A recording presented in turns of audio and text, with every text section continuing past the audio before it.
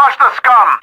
Welcome back to Storm Central. It's been a little bit, but we are back with the Star Wars Vintage Collection Mandalorian Incinerator Stormtrooper. And this figure's pretty cool, but Walmart exclusive. I mean, now granted, this thing has come in stock to buy a few times, but you're never going to find it in stores. And I pre-ordered it, and then they put it in stock for like $30. And I contacted them, and I'm like, hey, I already bought it for $30, you know, because I anticipated this would work. Actually, Victoria's Cantina on Twitter did this with her canceled one, but I just had a pre-order. Mine hadn't gotten canceled yet. So I bought it for $30, and I contacted Walmart, and I'm like, hey, Walmart, could you maybe price adjust this for me? Because, you know, my pre-order, I'm scared. And they're like, yeah, okay, we'll do it for you. So I did get this guy for retail price, don't worry. And it has popped in stock, you know, on a few occasions, which is good. But still, it's absolutely abysmal. That's the word we're going with. How Walmart handles their exclusives. If you want more detail on my opinion on that, check out my TVC Din Djarin and Grogu review, because I ranted in that video. And I'm not going to touch on that too much more in this video. So here is the Incinerator Trooper. Unfortunately, you can already see mine has a little bit wonky paint. We'll get to that. But here's the card back. Unfortunately, they didn't use the cool image of him like with the flamethrower swung over his shoulder. It's just kind of like a mock-up, but it's not too bad. Interestingly, though, it doesn't have the warning on the corner. It doesn't. Does it have the warning really at all? I'm looking, like it really doesn't. The backs look kind of the same. It's almost like he doesn't have a warning at all. Like, I guess he doesn't have small enough parts to have the choking hazard. That's so weird. That's so weird. Anyways, here's the figure. He is using that new awesome, amazing Rogue One Stormtrooper, and he can actually do that too if you want. It doesn't perfectly sit. You could probably like twisty tie it down if you want, but he can actually have it swung over his shoulder, which is so sweet, which is probably how I'll have mine displayed. But you do also get a flamethrower, which we'll talk about.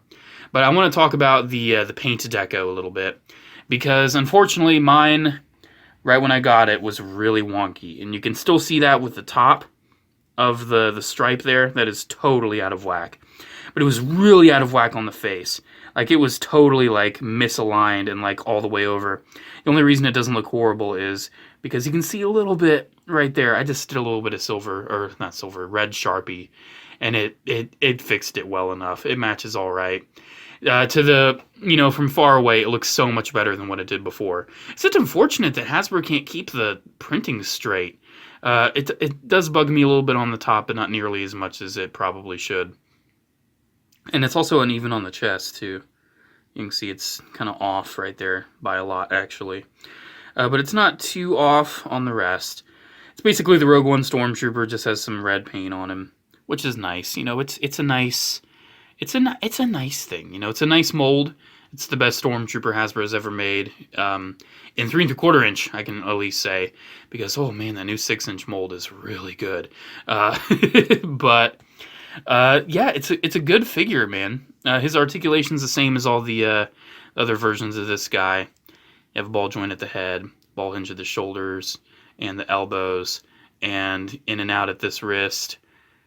And you pretty much get the full range, and up and down at that wrist, and you can see how much range you get there. Ball joint. Then you have the ball hinges at the hips, which I don't know if I've actually really moved much. There we go. Yeah, it's pretty standard. Be careful with some of these, though. I've heard of some breaking. I don't really know how or why, but just be careful with some of the joints, because it might be a little too gummy and it might break. But, yeah, he's got some good articulation. He does have a backpack, which is, I think it's pretty much just attached to the straps and all that. Then you have the gun, which is just kind of attached with the tubes, which I'm not exactly sure how it works. But, yeah, it is attached. And you do also get a flame accessory. Excuse the little mole on my arm. Yeah, you can attach a flame, which is great. And that stays on really well.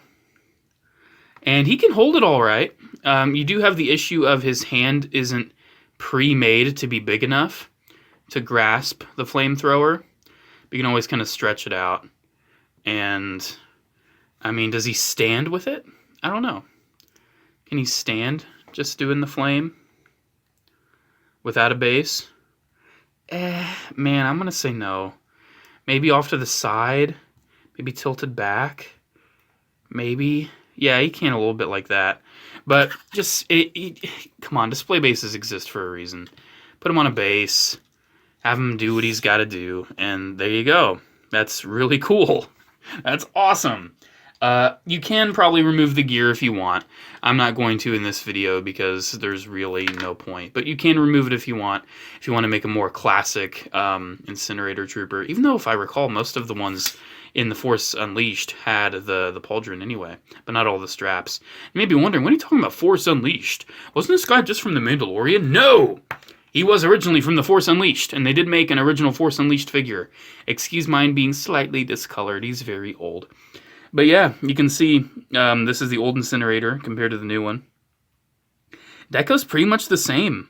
There are some differences, like with the hands and with the bottom of the ankles and with the knee right there. They're not identical. But come on, they basically totally lifted the Incinerator from The Force Unleashed and brought it into The Mandalorian, which is really awesome, and I'm so happy they did that.